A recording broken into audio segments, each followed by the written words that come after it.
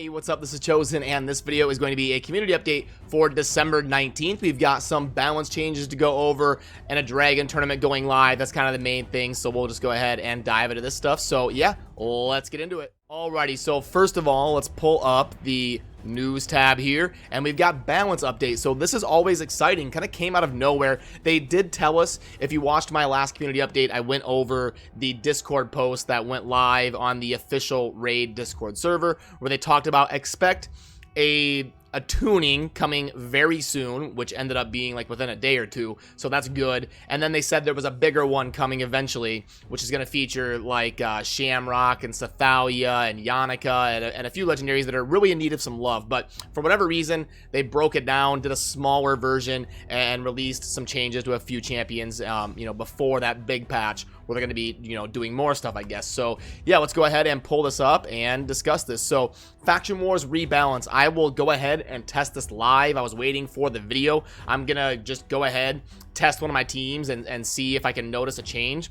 And supposedly they made the higher levels a little bit easier, or at least that's what I think this means, because previously it seems like they made like levels 1 through 10 or 11 a little bit easier, or significantly easier, but it seems like they left the more advanced stages untouched. Like a lot of my teams weren't even really affected because they were already at like stage 12 or 13 anyway, so it didn't really affect those later levels. I'm hoping, when I jump in and test it, I can move up a stage or two. We'll see if they balanced it enough to make a difference here. So yeah, champion rebalancing, Black Knight. So this is a big one. People have been complaining about Black Knight for a while. A pretty cool looking legendary that a lot of people, wish was a little bit better. So let's see what they changed here.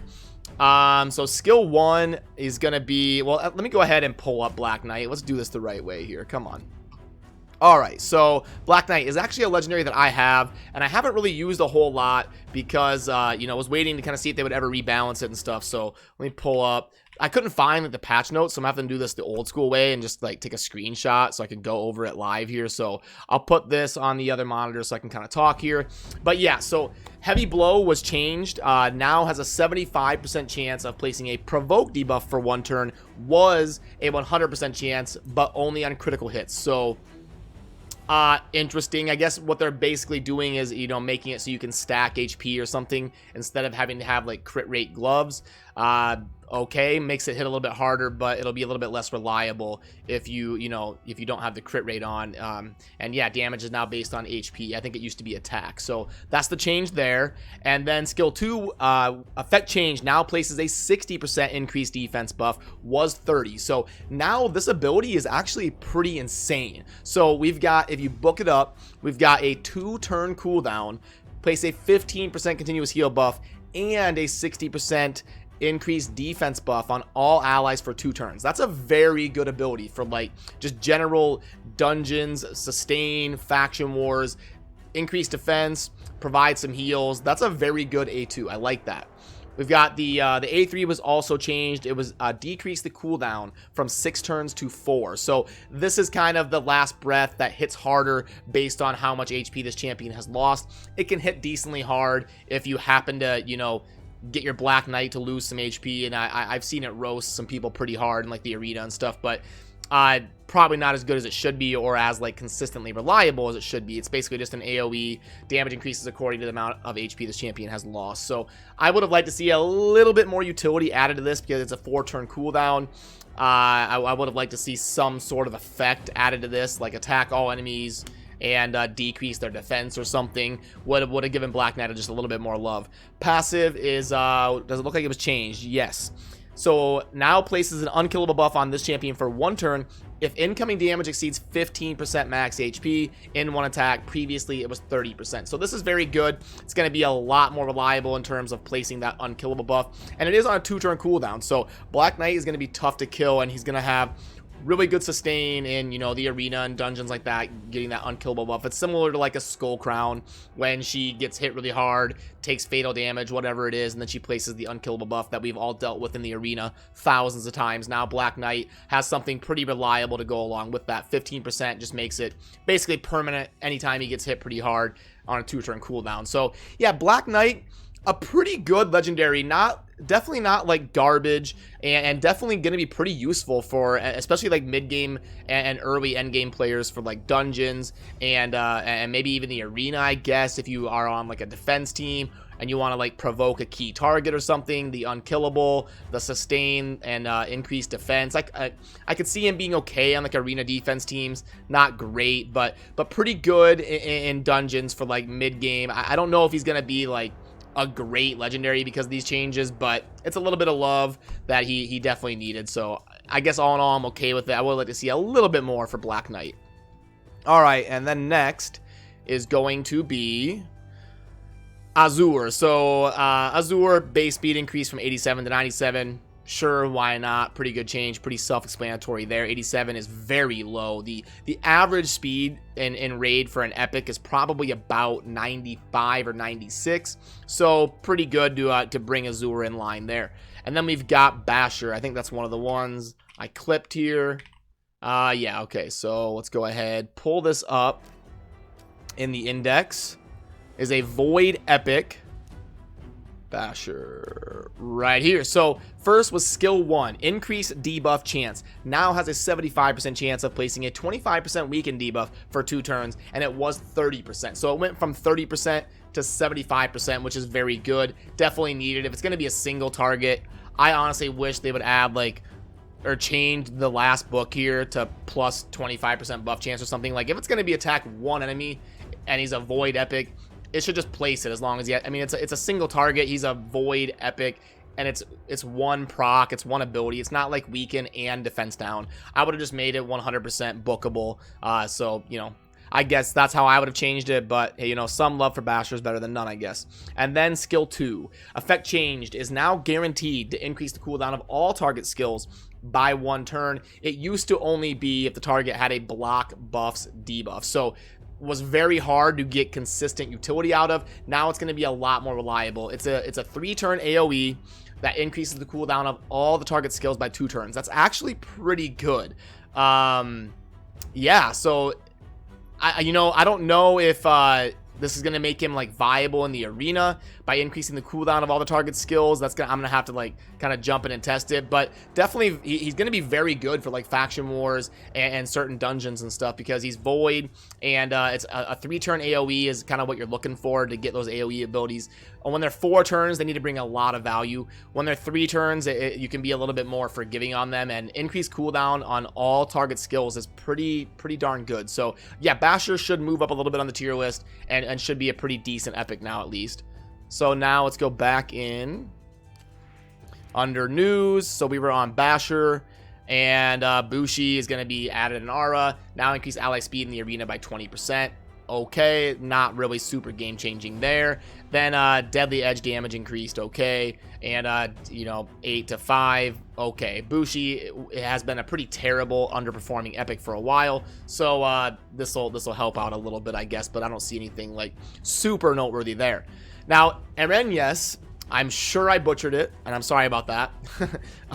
Actually got a pretty good change. So the skill 1 increased debuff chance and duration now has a 90% chance of placing it's basically a 5% poison debuff for 2 turns. It used to be a 30% for 1 turn. So that's a big change, and she's going to be a pretty good, you know, mid-level campaign, or not campaign, clan boss hero, because anytime we can get an A1 that with a book or with books is going to be a 100% chance of placing a 5% poison for 2 turns. That's going to be very reliable. You throw War Master on her and she'll be a decent damage dealer with an A1 that's got reliable poisoning onto the boss. So yeah, that's really the only change for Erenyes, and yeah, just makes her kind of a decent damage dealer here. And then she's also got the A2 here, which is an AoE on a 4-turn cooldown, 75% chance that we can book up to 100 of increasing the duration of all debuffs on the target by 1 turn.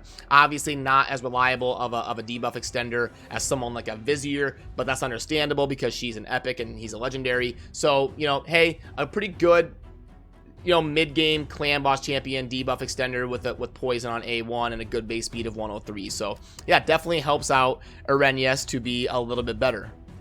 And then we've got Faceless, decrease the cooldown of Ice Bolt from 5 to 3. Let's go ahead and pull up Faceless in the Night Revenant.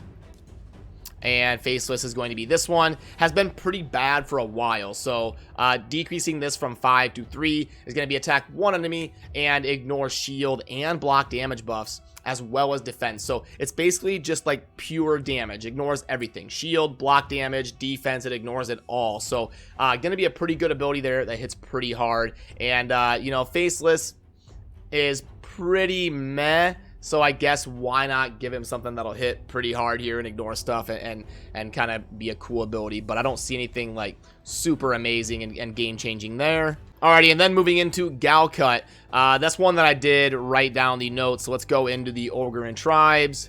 Pull up Gal Cut. Let me pull this up so I can follow as I'm talking.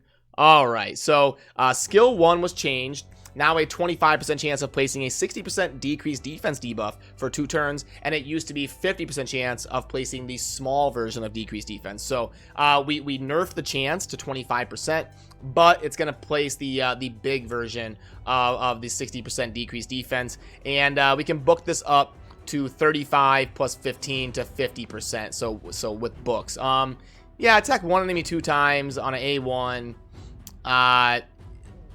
Could be pretty good for like bosses, like the clan boss. Pretty reliable defense down and a 2-hitter. So yeah, that's okay. Skill 3 was also changed. Now places a bomb debuff that detonates after 2 turns. Was a 75% chance of placing a bomb that would detonate after 3 turns. So definitely pretty good. It's an AoE on a 4-turn cooldown that places a bomb that detonates after 2 turns. So if you have a more like sustained team that's going to be living for a while, not necessarily like speed farming, you're going to have those bombs blowing up and doing pretty good damage as long as his attack is pretty good. So Gal Cut still not like great, but definitely improved a little bit there. All right, next let's go ahead and move in. That was Gal Cut, and now we've got Hellgazer. We've got another, you know, just nerfing somebody who had terrible speed to bring them a little bit more into line, similar to Azure. Hellgazer is still not going to be amazing, but this buff is something that was needed, I guess. Jingle Hunter actually getting some love, which is interesting. Increase the debuff chance. Now has a 90% chance of placing a freeze debuff on all enemies for 1 turn if this attack kills a target. And I believe we can book that up. Let me make sure here. High Elves, I think we can book that up to a 100% chance. Yeah, so 5 and 5. We can put that up to a 100% chance to place a freeze debuff on all enemies if this attack kills an enemy, a 3-turn cooldown. Could be pretty decent. You set him up to go last in your arena team, finish somebody off, freeze the other squad. He brings the aura and turn meter, you know, decreasing and stuff like that. So yeah, Jingle Hunter is going to be a pretty decent epic, especially for like mid-game arena and that stuff. So I'm okay with that. It definitely brings him into line to being a little bit better. And then we've got, so that was Jingle Hunter. Kitus has also been a pretty underperforming epic. So skill 1, 85% chance of placing a 100% heal reduction debuff for 2 turns. Yeah, so it used to be tough to get consistent value out of him because both of his stuff relied on like continuous heal. So he was kind of like a Rhine Beast counter or something. But yeah, so just giving Kitus a little bit more general utility, but I don't think it's gonna be like anything super noteworthy. Now, Marksman actually did get, similar to Arenyes, got a pretty big update. Increased buff duration now places a 5% poison debuff for 2 turns, and it used to be 1 turn, and that's on an A1. So now Marksman's going to be a very reliable poisoner. So we've got an A1 here that places the 5% poison for 2 turns if the attack is critical, and a 50% chance of granting an extra turn that we can buff up to 20%. So yeah, very reliable poison damage on an A1. He's also got an A2 that fills the turn meter of all allies by 20%, which is very good. And then the A3 attack 4 times at random, each hit with a chance to ignore defense. So a pretty decent damage dealer and could be good for like the mid-game clan boss and maybe even some like super speed teams that don't use counterattack or anything like that. So yeah, Marksman definitely slides up the tier list board a little bit with the reliable poisoning on the A1. All right, now let's go right along here and move in to Soul Drinker. Okay, so bombs have been a little bit underwhelming for a while, so it looks like they're going after, you know, some of the characters that place bombs and changing a few of them. I would have liked to see War Mother maybe, you know, be on this list, but effect change now decreases bomb debuff detonation cooldowns by 1 turn. Was only if it had poison, so basically just a little bit more reliable. And then skill 3 is increased debuff chance. Now a 75% chance of placing a bomb, and it used to be 50. And then the passive is like only if he dies, so it's kind of a weird passive. It's the only one that's kind of like that in the game in terms of like placing bombs on death. So kind of like Junkrat in Overwatch. Some of you probably get that reference, but yeah. So okay, I mean, I guess it's some love that was needed for Soul Drinker, but I still think bombs need to kind of be changed to exactly how they work to bring this into like really being viable. Torture Helm, damage increased. Now revives a champion with 50% HP when killed. Was okay, so that's good. At least Torture Helm can revive and get a little bit more value there, but nothing super crazy.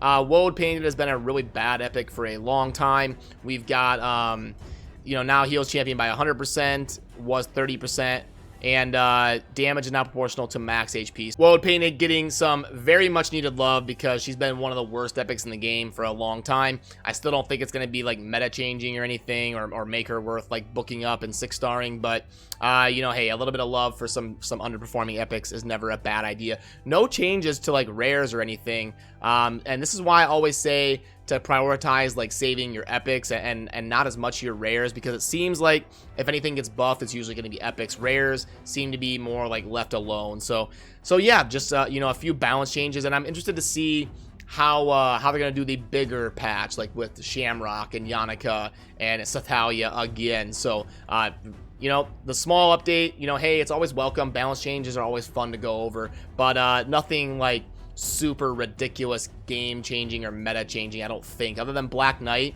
should be a pretty good like dungeon sustain farmer for a lot of people, and he'll be very good in Faction Wars now. And also, let's go, you know, over a few of the other things going on in the game. We've got the Dragon Tournament going live, and you know, the Dragon Tournament is one of the better dungeons to or Dragon, you know, dungeon is one of the better ones to grind because it drops the speed, lifesteal, accuracy sets. Those are all pretty viable sets in a lot of different areas of the game. So a very good dungeon to grind. I do recommend grinding the dragon just in general. It's a very good source of good gear.